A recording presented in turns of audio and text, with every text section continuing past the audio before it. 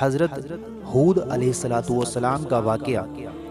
ساتھیو، اللہ تعالیٰ نے حضرت ہود علیہ السلام کو عاد قوم پر بھیجا۔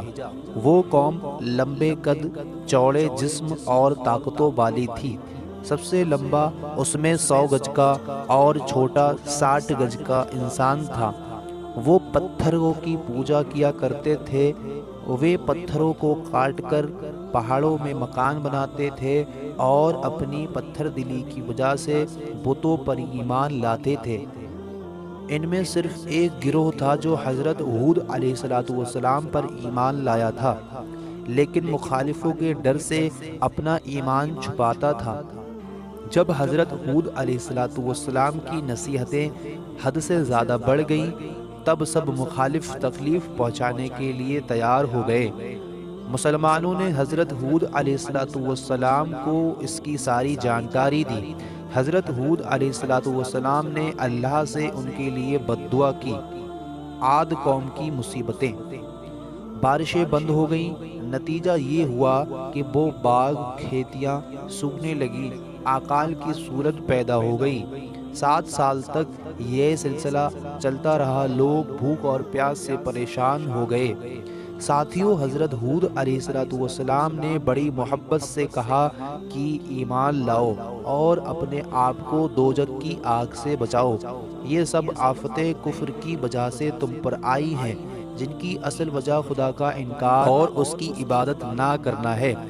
کفر کرنے والوں کی سامت ہی تھی کہ انہوں نے ان باتوں کو جھوٹا سمجھا اور اپنے کفر پر جمے رہے اور حضرت ہود علیہ السلام کے ساتھ بے ادبی سے پیش آتے رہے۔ وہ یہ کہتے کہ اے ہود، ہم تیرے کہنے سے اپنے بتوں کو نہ چھوڑیں گے، نہ ہی اپنے دھرم سے منہ موڑیں گے۔ ساتھیوں، اس زمانے میں رسم تھی کہ جن پر بڑی کٹھنائی آتی یا سامنے بڑی مہم ہوتی تو مکہ کے حرم میں جا کر اللہ سے دعا کرتے تھے اور ان کی دعا قبول ہوتی تھی۔ ان دنوں مکہ میں عاد قوم کے علاوہ عمالقہ قوم بھی رہتی تھی۔ اس قوم کو مکہ کی سرداری حاصل تھی۔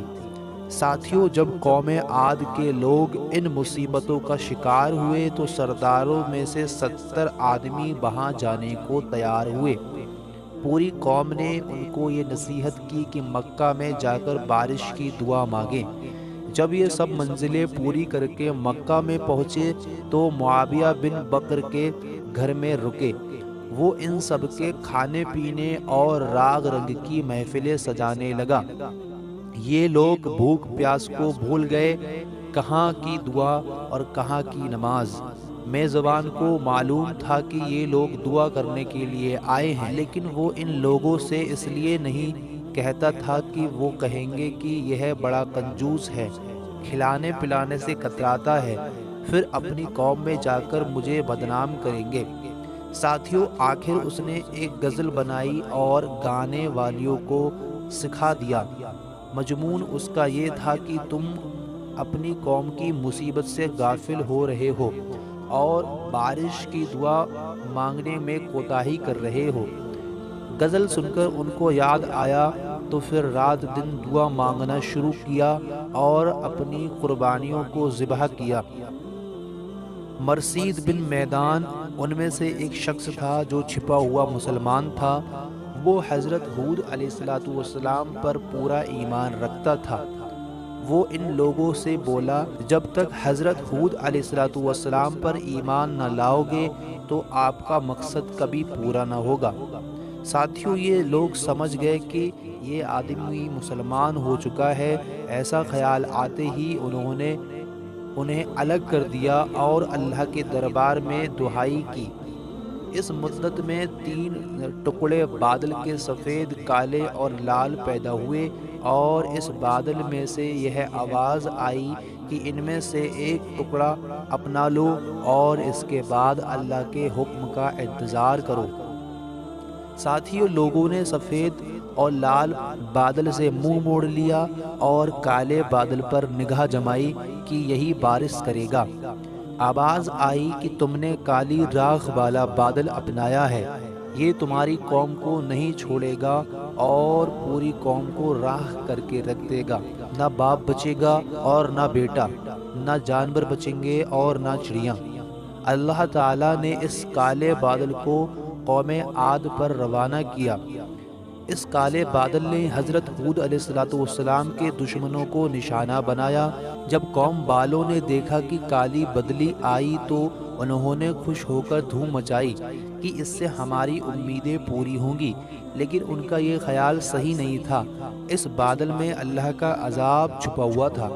یہ دشمن حضرت ہود علیہ السلام کا مذاق اڑایا کرتے تھے کہ اگر تو سچا ہے تو ہمیں اللہ کا عذاب دکھا۔ چنانچہ اللہ کا عذاب آ ہی گیا۔ کالے بادل کی شکل میں یہ تیز آندھی تھی جو انہیں تباہ کرنے کے لیے آئی تھی۔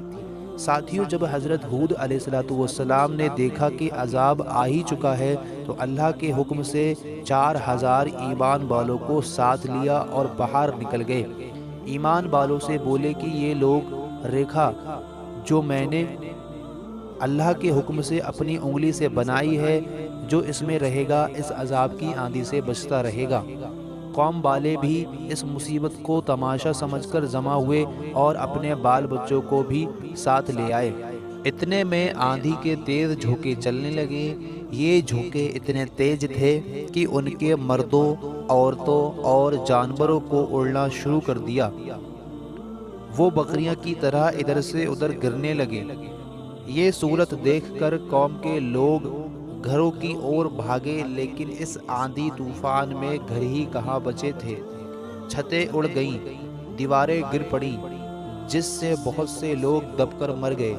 طوفان نے کسی کو نہیں چھوڑا، پوری قوم تباہ ہو گئی۔ 7 دن تک یہ سلسلہ چلتا رہا اور آندھی کے جھونکے رکے تو صرف وہی لوگ بچے جو ایمان لائے تھے، اس لیے کہ آندھی ان تک آتے آتے ٹھنڈی ہوا بن جاتی تھی۔ اس طرح قوم عاد اللہ کے غضب کی شکار ہوئی۔ ان کے عالیشان مکان اور ہرے بھرے باغ سب تباہ و برباد ہو گئے۔ حضرت ہود علیہ السلام طوفان شانت ہونے کے بعد اپنے ساتھیوں کے ساتھ باہر آئے اور نئے سرے سے زندگی گزارنے لگے۔ حضرت ہود علیہ السلام جب 464 سال کے ہو گئے تو ان کا انتقال ہو گیا۔ تو ساتھیوں، یہ تھا حضرت ہود علیہ السلام اور قوم عاد پر عذاب کا ایک چھوٹا سا واقعہ جو ہم نے آپ کو اس ویڈیو میں بتایا۔